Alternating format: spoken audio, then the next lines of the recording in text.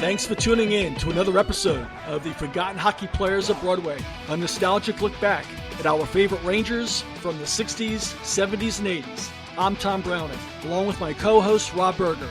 We can be heard on Google Play, iHeartRadio, YouTube, iTunes, Spotify, and of course, our website at gotommyboyproductions.libsyn.com. That's gotommyboyproductions.libsyn.com. Please check it out. You can capture all of our episodes on our webpage. You can contact us by just clicking on the contact bar. You can leave a message. We'd love to hear from you. Love to hear about the players that you would like for us to profile. Love to hear about maybe some of the seasons other than the 60s, 70s, and 80s that really made an impact on you as a fan. Again, we will be going off the menu every once in a while. We'll be talking about the current day New York Rangers, the state of the franchise, and again, we love to talk about previous playoff games, impactful trades that took place in New York Rangers history. So wherever you listen to us, please hit subscribe. It's free. So without further ado, here are your hosts, Tom Browning and Rob Berger. Welcome to another episode of the Forgotten Hockey Players of Broadway. I'm Tom Browning with my great friend and co-host Rob Berger. Rob, how you doing today, bud? I'm doing great. How are you, Tom? Not too bad. Not too bad. It's summer's moving along, and the last time we had our show, Rob, along with my son, Mike Browning, we talked about where the league was prior to getting into our player profile. Looks like really things haven't changed too much. I guess, we're getting down to the July opening. Is that your understanding, Rob, as to where we are right now with opening up of the training camps and the league, and as far as designating a couple of sites to play all the games? Yeah, that's how I understand it. That's going to be great. I mean, again, we talked about this last time. We're going to see the Rangers play again this year, which is something we definitely did not expect. We didn't expect to see them at all post-April, going back to January. So seeing them, getting to see at least a couple of Ranger games will be pretty nice. Yeah, I guess they're not calling it the playoffs. It's the play-ins to qualify for the playoffs. And I guess both the Rangers and the Islanders will be playing in Vegas. I guess they and other clubs will be using Vegas as their, I shouldn't say their home arena, because I guess it'll be used for both their home and away games, if I understand that correctly. Yeah, exactly. So anyway, I want to introduce a very special guest that we have today. Logan Smith is joining us. Logan actually participated in a podcast a little while ago when we featured John Tortorella. Of course, John was coach of the Rangers and now the current coach of the Blue Jackets. And today's topic will be Brandon Dubinsky. And it's unusual to profile a player who is still playing. I think, Rob, this might be the first time we've actually done that, actually. But obviously, we wanted to get Logan back on the show. He brings a lot to the table. And, of course, Dubinsky playing for both the Rangers and the Blue Jackets. I thought it might be a good topic going off the menu like we do every once in a while. So, Logan, welcome to the show. Hey, thank you for having me. It was the last show we did with you with Tortorella was very well received, and it's good to have you back. And again, Logan worked for the Blue Jackets organization in the admin department, and it's good to have his knowledge of the Blue Jackets. And I guess Columbus is still in play. Is that right? As hosting some of the games, if they do start in July, is that still the case? Yeah, I know. I think Vegas is pretty much had been confirmed to be a hub for some of the Western teams. But yeah, I think Columbus, Toronto, Pittsburgh, they've been mentioned for the Eastern side. So, So Rob, I guess we don't have it nailed down quite yet. I guess it's still in play. I guess Vegas is a leading contender. Blue Jackets are still in play, but I guess they haven't finalized that, huh? Yeah, sorry. Yeah, nope, sorry about that. Yeah, I think that I don't think they're going to want to have a lot of travel. I think they're going to want to limit it to only a couple sites. Yeah. I think it's the safest thing to do. It's kind of surprising to me, though, that if they're going to start up in a month from now, that they haven't nailed this down yet, that they haven't actually, because it seems to me that there's so many, and I guess, Logan, you can speak to this better than anybody. There's a lot of moving parts when you're hosting a game, right? Or when you're when you have the venue for a major league sporting event. Now, albeit there's not going to be any fans in the stands, but still, I would think there's probably a lot of logistical issues, and you would kind of think that this would have been resolved by now. At least that's my impression. Yeah, and I saw somewhere they're going to limit the amount of team personnel at these games. Obviously, it'll probably just be the host cities, staff and personnel, but not everybody in the ticketing department would be showing up to games. It's really going to limit kind of the game ops side of things. But I'll be interested to see what the final product is if we do get back on the ice. Yeah, I guess traditionally NHL training camps are very, very, very short. They only last about a week to 10 days, maybe 2 weeks. And then they jump right into preseason games. So I guess, I don't know. I guess they'll have probably, 10 days to 2 weeks, which means they would probably have to start within the next week and a half, I would guess. And then they would have maybe 2 weeks, first couple of weeks in July of training camp, and then starting the season at the end of July. Or are they looking at starting the training camp at the end of July and then starting the season in August? What's the latest on that? So I saw July 10th as a starting date, that phase 2 of the plan to return. And I believe that July 10th date is also the date when training camps can get going back underway. Right. I know right now they're having kind of smaller group practice sessions. And I think even today they were allowing coaches to get on the ice with those players. So I guess it's just going to be a wait and see thing at this point. Yeah, I think last week they started I guess each team they could field a team of 6, I believe, on the ice. Coaches in the stands, I believe, and I guess this week coaches will actively participate, but it still doesn't give them much time. And I guess the question I would have after being off 3 months would be the injury issues go right from the training camp piece of it right into games. They're probably not going to have any preseason games, for lack of a better term. I guess they would start right up with the play-ins, and I guess the teams that are already in would be playing a seeding tournament, if memory serves me correct. Is that how you understand it, Rob? Yeah, exactly. That's how I see it going down.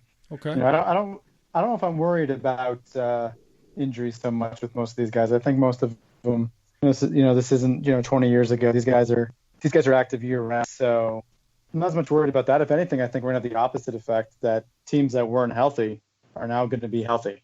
The Jackets activated Seth Jones. I mean, I think teams might be in better shape than they were if they would have played playoff hockey in April. Well, but I don't know. They haven't had the opportunity to work out in gyms or whatnot because the gyms have all been closed, right? All the all the facilities have not been open. So, these guys have been left to their own devices, I guess, there's always YouTube in your living room, I guess, as far as doing exercises and whatnot. But I don't think there's been a lot of opportunity to skate or to use a professional workout facility to, like these guys are used to during the summer. So I don't know about that. I think that remains to be seen. But, I mean, they're finally well-conditioned athletes, but I think after 3 months, even the most well-tuned, fine-tuned athlete not working out like they're used to, I think there might be some carryover residual there, but I guess we'll see. Yeah, it should be interesting. Any news on your end, Logan, with the Blue Jackets during this time off? I guess they probably have some injured players that will now be available. Any major transactions or minor transactions that have taken place during this 3-month period? Yeah, so like Rob mentioned earlier, they just activated Seth Jones today. He had that broken ankle. I think missed about 14 games. So, I mean, that's massive, obviously, for a playoff push. They've been just decimated by injuries this season. I think at one point half of their starting lineup was on the AHL roster to start the season. So, the fact that they are where they are in the season, as far as points percentage and standing wise, I think it's a credit to Tortorella. I mean, last year we talked about this was going to be an important year for him. And I think this has been his best coaching job, in my opinion. But I think the team should be ready, health-wise, minus Josh Anderson, who's been battling a shoulder injury for most of the season. And then Dubinsky, the guy we're going to talk about today, he's been out all year with a wrist injury. So they should be pretty healthy, though, once the qualifying round begins. Yeah, Logan, you nailed it. Rob and I, the last show, we talked about how Alain Vigneault has done just an outstanding job with the Flyers, but you've got to give kudos to John Tortorella. I think those two guys, Tortorella and Vigneault, have really, they should be up for Coach of the Year honors. The two of them have just done an incredible job. Two former Ranger coaches. Who would have thought that Vigneault would have done the job that he's doing with Philadelphia? And then Tortorella, this, to me, I agree with you. I think this is the finest coaching job he's done in the league. And he's had quite a few good years. But I think he's done a remarkable job with this club after all the defections, losing Panarin. I think it's been an unbelievable job that he has done. What are your thoughts, Rob? What do you think of the job that Torts has done and the prospects for the Blue Jackets? Yeah, I think outside of Columbus, a lot of people were interested to see how Tortorella would come back after the departures from last season and what he would do with his team. And I think his whole tenure in Columbus, at least from an outsider's perspective, has been so up and down, hot and cold, and such different rosters and dealing with injuries and stars leaving. And yet here they are, poised the playoffs on the right foot. Yeah, no, I agree. If you had to pick one club that would be odds on right now to win the whole thing, keeping in mind all of the stuff that's going on, all the noise and the advantages, disadvantages that certain clubs may have with the long layoff. Rob, we'll start with you. Which club would you pick to be the odds-on favorite to win the Cup this year, if in fact they do play? Well, I guess it's two different questions: odds-on favorite and who I think is going to do it. I mean, I don't know how you could bet against Washington and St. Louis again. They're both, especially St. Louis is playing so well. But my wild card is Philadelphia. If they can get Carter Hart away from home, they've been playing great hockey. Then I guess we say end this season. I don't know how we phrase it now. But my money goes on Philly to make a run. I know you definitely disagree with that. Well, not necessarily. I think, like you said, Vino's done a great job. Hart is very, very good. Obviously, he's had some issues. I guess now his strength is playing at home, or is it playing on the road? I'm trying to remember which area of his game has been a little deficient. But he's better. He's far better. Was it far better at home than on the road? Exactly. What is that? Yeah, and he's been splitting time with Brian Elliott. Right. How about the Bruins? I mean, this team year in and year out really doesn't get the respect that I think they deserve. I mean, I believe they're coming in with the most points, right? And this team is loaded. They have a lot of leadership, seasoned veterans mixed with youth. I don't know. I got a feeling that Boston could also take it as well. I think the clubs you mentioned, Rob, Philadelphia, Washington, of course, and the defending champs, St. Louis. But I have to give the Bruins a real good shot at it too.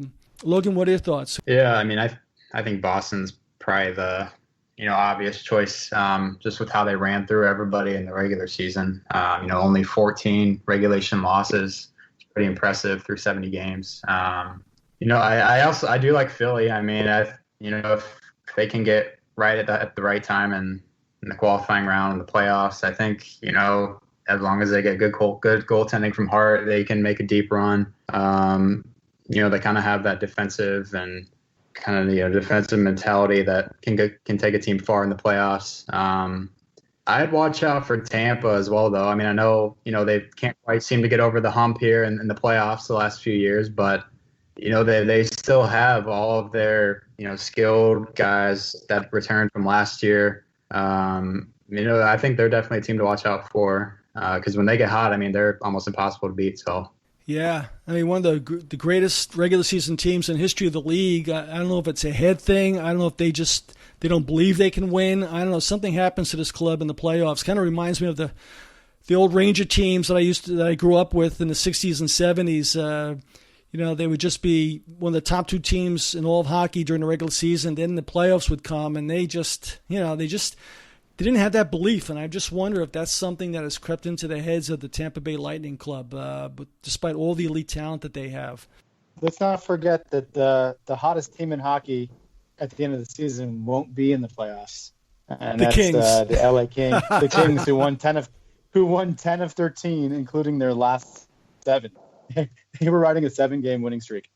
Granted, 6 of those 10 wins, 7 of them were at home, and their last 8 games were at home. But nonetheless, the Kings were red hot, but still miles away. Yeah. from a wild card spot.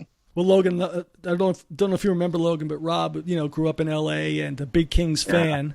And let's just talk about them for a second, Rob. I mean, do you think that's a good omen for the Kings going into next year? Do you think this was a legitimate hot streak for them where they're showing signs of maybe blossoming now? I thought they had a great draft the last couple of years. Do you think that this team is now ready to compete and get back to, well, be on their way, if you will, to where they were a few years ago? No. Okay. Do not. But they have a lot. You know what? They traded for a lot of picks. They got rid of Derek Forbort, Alec Martinez. Last season, they got rid of Jake Muzzin. They pulled in a lot of draft picks, and they were playing a lot of their youth at the end of the season. Guys like Nikolai Kukorkin and Joakim Ryan, Sean Walker. Yeah, but they are very far away from competing. Yeah. Still in better shape than the Buffalo Sabres, but still and probably the San Jose Sharks as well, but still far away. Yeah, I see Buffalo made a move. I guess they fired their general manager the other day again. So I guess they have... And their assistant general manager, yeah. The assistant also? Interesting. Weeks after the ownership, husband and wife Terry, or I think it was just the wife, Kim Pagula, who gave Jason Botterill the infamous, vote of confidence. Yep. Wouldn't you hear that? Yeah, well, there's some talk that Jack Eichel changed her mind, right? I guess he tweeted something not too complimentary to the GM, Botterill, who's a former player for the Sabres as well, and I guess that changed her mind. So that's interesting. You're right. She did a complete about-face on that. And with the New York Rangers, there really hasn't been much. The concern I guess they have right now is a lot of their key guys are overseas. And, with the travel ban going on, we don't know when Lundqvist is going to be coming back. And Panarin, I think, is Panarin in town? I think he might be in Florida. I think Panarin's in Florida working out. But I think there's a few others that are overseas that hopefully they've been able to skate in their home turf overseas. But there hasn't been a lot of Ranger talk, right, Rob? It's been kind of quiet out here. It's been really quiet out here. That'll pick up, though. Yeah. I guess the most local news was the Coliseum may be not an option again for the Islanders, huh? Well, it wasn't going to be, I know, which is too bad because I have to wait for Elmont to open. But, yeah, the old barn's closing down. Yep. Crazy stuff. What a shame. All right. So Logan and Rob will get to our featured player today, Brandon Dubinsky. Number 17 with the New York Rangers. He was drafted in the second round, 60th pick. I guess that was, back in 2004. Born and bred in Alaska. And, he's had a very interesting career. Tough, hard-nosed kid. Did very, very well in junior hockey. And, came on the scene, did very well with the Rangers, won the Rangers Rookie of the Year award. I believe he also played very well for the future NHL stars at the All-Star game. I think it was back in 2005. I think it was 2006. He was the MVP of that game. I think that ran either the night before or the morning of the NHL All-Star game. He had a very, very good year. First year with the New York Rangers. Tough, hard-nosed kid. But he's had some injury problems the last few years of his career. He's had a very interesting relationship with John Tortorella, both with the Rangers and with Columbus. And just like to open it up a little bit and, Logan, get your perspective on it. Obviously, he came to Columbus with the Nash trade. What are your thoughts on what he's been able to do with Columbus and where he's at right now? I guess potentially his career might be... What's questionable right now, right? He hasn't played this year with that wrist injury, and who knows he's 34 years old now. What are your thoughts on Dubinsky's career and what he has brought to the table with the Blue Jackets? Yeah, I mean, like you mentioned, the thing you notice right away is just how hard he plays. He's very tough nosed, like you mentioned, very defensive minded player. And, it's funny. When I look at Dubinsky and Tortorella, they're essentially the same person as far as how they act. They've gotten into it a few times. I mean, they've basically spent the last decade together. So, I think early on in his Columbus career, he basically embodied what it meant to be a Blue Jacket. The culture that John Davidson and Jarmo Kekalainen wanted to bring to the organization. That tough nose, bring a lunch pail to every game type of attitude. He really embodies that. But each and every season he's degressed as a player, and we've seen him move from the second line in his early years with Columbus. Now he's all the way down to a fourth liner, sometimes even a healthy scratch if he's not injured, which has been another huge problem for him. And I do think this wrist injury will probably force him to retire. If at the very least, he's probably seen his last minutes with Columbus. I know his contract goes through next season. But we may be seeing a buyout here pretty soon. But yeah, I think, that the city, he was really kind of a fan favorite for a while there, just because he did embody everything that the organization was trying to build. And he provided some really great moments for the organization. In the playoffs, he had that game tying goal against Pittsburgh with like 20 seconds left. Yep. That ended up leading to Columbus's first home playoff win in franchise history. He's always getting under Crosby's skin, which the fans love. So, he's definitely provided some really great moments for the fan base. Yeah, it's the rivalry or the relationship with him and Tortorella and him and Crosby. I don't know which one is worse. It's that Tortorella thing is just very interesting to me. I mean, it seemed like he was oftentimes in John's Tortorella's doghouse with the Rangers. Same thing with Columbus. I mean, he is a hard-nosed player, but something about Torts, I guess, always expected more intensity. Could it be possible that he expected more intensity, a more consistent intensity from Dubinsky? Because he is a very edgy player. He really likes to say that he likes to get under the opposing player's skin.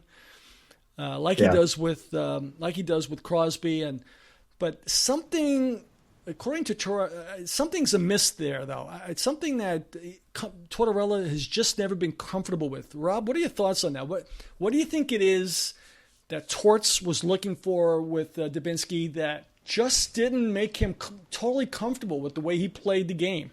I don't know. It's so hard to tell. One of the things that John Tortorella players always talk about is you always knew where you stood with him. And maybe that's it. Maybe you hit a point that he just always expected more of Dubinsky. And the talk here always Dubinsky and Tortorella. And I think out here in New York, everybody was rather surprised when they saw the two of them back together in Columbus. Yeah, definitely. I know that Torts is a stickler for details and for smart play, heads-up play. And I know there are occasions that Dubinsky can be somewhat careless with some of the fundamentals, especially in his own zone, I guess. And maybe that's the thing that Tortorella really just gets aggravated about. But it just seems that every so often he's in Torts' doghouse. He really is. Despite, the energy that he brings to the club on the ice virtually every night, he doesn't shy away from the physical play. He'll drop the gloves, although I would say that he probably loses as much as he wins on the fights. I mean, I don't know if he's one of the better fighters in the league, but he won't back down. And, I guess Cassian did a number on him. He broke his orbital bone a couple of years ago, right, which really was a horrible injury for Dubinsky. But yeah, I mean, he's taken on some tough guys in this league. But just something between him and Torts. It'd be interesting if either one of those guys writes a book and they talk about that relationship. It'll be very interesting and probably entertaining as to what we find out. It's important to note, though, how Logan brought this up. The last 3 years, Brandon Dubinsky's really taken a step back. I mean, especially the last 2 years, he's been a defensive liability when he's on the ice. I mean, you look at his I know Tom, you're not as much as I am, but his Corsi and Fenwick have been really bad. How much better the other team performs when he's on the ice. So I think that's going to impact. And it's crazy to think that he's the highest paid player, or the second highest paid player behind Cam Atkinson on the team right now. Yeah.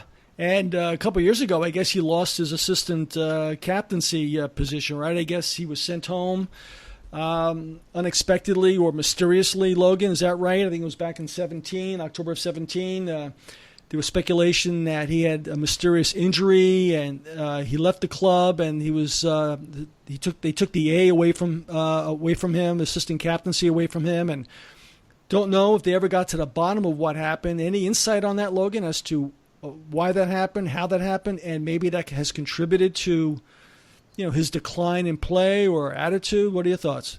So, he was given the A as soon as he came to Columbus in that 2012 season. He held that alternate captain position through the start of 2017. And keep in mind, the 2016 season, he ended the season with 40 points, which is pretty good for a guy of his skill. And so I think when Torts saw the ability that he had, he started out really poorly beginning 2017. And because of that, Torts took the A from him. And Dubinsky came out and said, flat out that he was pissed off about it. He said he wasn't going to let it affect his play, but we know how athletes are. We know that the egos that they have. So, I don't know. I think going back to him and Torts, I think their personalities probably clash with each other. Torts has been with him for most of his career. So, he's seen his potential. And lately, the last few seasons, he's obviously, digressed, as Rob mentioned and I mentioned previously. So it's probably just a little bit of disappointment from Torts. As far as him, being sent home, he was sent home after he was stripped from the A. So I don't know if maybe that, affected him harder than he, showed. It was on the Vegas trip back in 2018. He was sent home. His agent came out and said that, it wasn't any, disciplinary issue for why he was sent home. People were speculating all sorts of things. I think he's certainly digressed the last few years, and maybe that's just affected him harder than he shows. So yeah, it's a tough game, and he's a hard-nosed player and a physical player, and obviously those hits take their toll, and he's 34 now, and I guess when you play that type of hockey, when you reach your late 20s, early 30s, and this is really, Rob and I have talked about this many, many times, the NHL is a very unique league in that, you reach your peak sometimes at 23, 24 years old. It's because these kids sometimes come into the league at 19, 20 years old, and they make an immediate impact. And you kind of know the player that you're going to be by the time you're 23, 24, 25. And he has played a hard-nosed game. His body might just be wearing out on him. But, he came on the scene, with the New York Rangers in fine fashion. Like I said before, he was one of 16 rookies selected to participate in the 2008 Young Stars competition at the 56th NHL All-Star Game. He scored 2 goals and 1 assist. He was named the Young Stars Most Valuable Player. He scored his first career playoff goal in the Eastern Conference quarterfinals against the Devils in 2008. He was awarded the Stephen McDonald Extra Effort Award. Logan, I don't think you're familiar with that award, but here in New York, the Rangers award the Stephen McDonald Extra Effort Award to the player that exemplifies, commitment and courage. Stephen McDonald was a New York City policeman, and he was seriously hurt in the line of duty. And it's probably the most important, prestigious award that the Rangers give. And I think Zuccarello had won it like 3 or 4 years in a row, and Dubinsky won the award back in 2007, 2008. And he coupled that with the Rookie of the Year for the Rangers, not Rookie of the Year of the league, but the Rangers Rookie of the Year award. So he was very well respected by the club and the fans. As soon as he laced on the skates for the Rangers when he first started with the club, he's had some success at the World Championships. And, of course, he scored 24 goals with the Rangers. I think it was back in 2010, 2011. And I think he scored 20 goals in 2009, 2010. So we had 2 years in a row where he scored over 20 goals. So, He could play both ways. He was tough defensively, at least in the beginning of his career. Maybe not so much now, Rob, like you mentioned, but he could score, he could check, he was an irritant. He was one of those, the young studs of the Rangers. Came on the scene with Tom Rennie. As a matter of fact, Tom Rennie had a very funny line. I don't know if you guys saw it, but the Rangers won a game against Detroit 4-1. I forget what year it was. I think it might have been 2008. And he had the Gordie Howe hat trick. He had the fight, he had the assist, and he had the goal. Tom Rennie said he didn't call it the Gordie Howe hat trick. He called it the Gordie Orr hat trick. And he said he calls it Gordie Orr because he didn't do that well in the fight. So, I saw Bobby Orr play. I thought Bobby Orr was a pretty good fighter too. But I guess Dubinsky didn't do well in the fight, but he still scored a goal and had an assist. But he had a good career with the Rangers. He was a fan favorite, and it was tough when they moved him along with Tim Erickson, who was a very promising young player for the Rangers at that time. They gave up a first-round draft pick, and Anisimov, who obviously, Logan, you saw play with Columbus, and has had a pretty good career. And for Rick Nash, and I think Rick Nash kind of left Ranger fans wanting. He never took them to the promised land and never did all that well in the playoffs. So it'd be interesting to see, looking back at it, if Ranger fans would have made that trade now if they had a chance to do it all over again. Rob, what are your thoughts on Dubinsky's career as a Ranger? Logan, if you want to provide your feedback after Rob regarding his Ranger career as well, that'd be great. Rob, what are your thoughts? Yeah, it's I think with Rick Nash, it's interesting because he did so poorly in that 2014 postseason, right? I think that's what everybody's memory is of Rick Nash. As opposed to, he did score that first year a lot of goals. The first 2 years with the Rangers, he just didn't show up in the playoffs. And, for the most part, I think right now Ranger fans have a really good, they have good memories of Brandon Dubinsky, and he's still a fan favorite, more so than Rick Nash. Let's not forget though that trade did get some current assets for the Rangers. One of the pick used is Pavel Buchnevich. And then when they traded Nash to Boston, they ended up with, they used those pieces for Ryan Strome and Keandre Miller. Right. So there's still some pieces that could turn into some really great things here for the Rangers right now. Yeah, I guess you really have to drill down into that transaction tree, where, if you look, what they got with subsequent moves. But, you mentioned 2014, that stung like nobody's business. That wasn't the only playoff series where he just did not live up to expectations. It was a continuous thing. And I think that was the ultimate insult for Ranger fans was, the failed playoff performances leading up to the Stanley Cup Finals, and everybody, including myself, were hoping that this is the breakout for Rick Nash. If he can do it in the Stanley Cup Finals and bring home a cup, then all will be forgiven. But he didn't do it, right? That's what really stuck in the craw of Ranger fans. And I don't know, Logan, what your thoughts were with Nash as a playoff. Well, actually, I don't think there were many playoff performances with Nash with Columbus, right? Yeah, just won in 4 games. So what was the feedback? What's been the attitude of the Rick Nash trade with Columbus? Did they feel that it was a good trade getting Dubinsky and getting a first-round pick, getting Anisimov before he went to the Blackhawks? What are their thoughts right now in retrospect? Yeah, I guess you could call it maybe an even trade at this point. Knowing what Nash did in New York, Dubinsky did have some productive years with the Jackets. Sure. 2013, he did hit the 50-point mark. He never reached 20 goals like he did in New York, but Anisimov was a strong second line guy for the Jackets for a few years as well. Yeah. The 2013 draft, they really didn't pick all that well. They had 3 first-round picks, and 2 of them are out of the league already, the other one being Alexander Wenberg. So, I think for the most part, they probably would have done the trade again as a Jackets fan.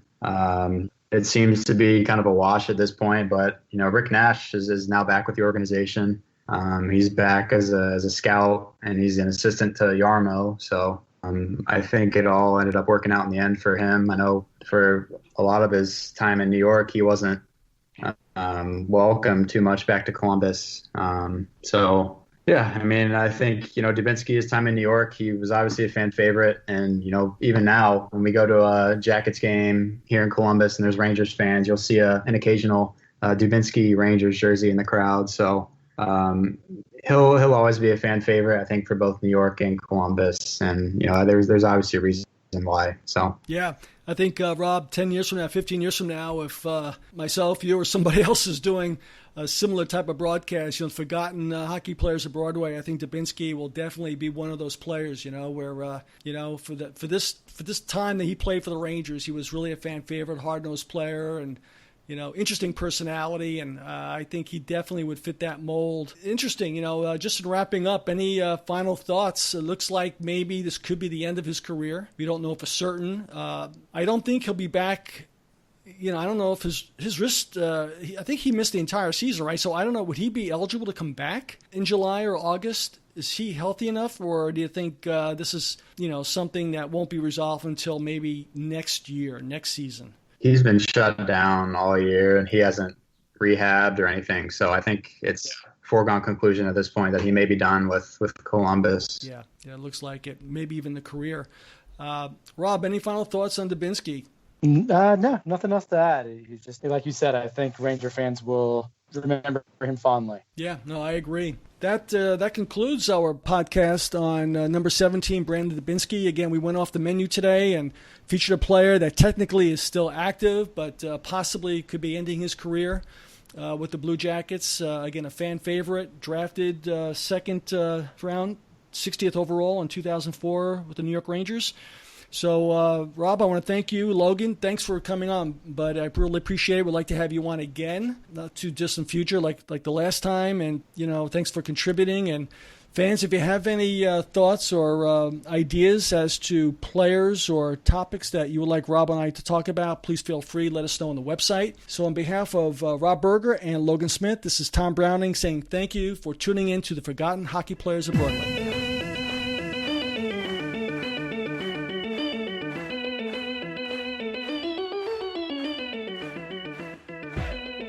Thank you for listening. This has been a Go Tommy Boy production.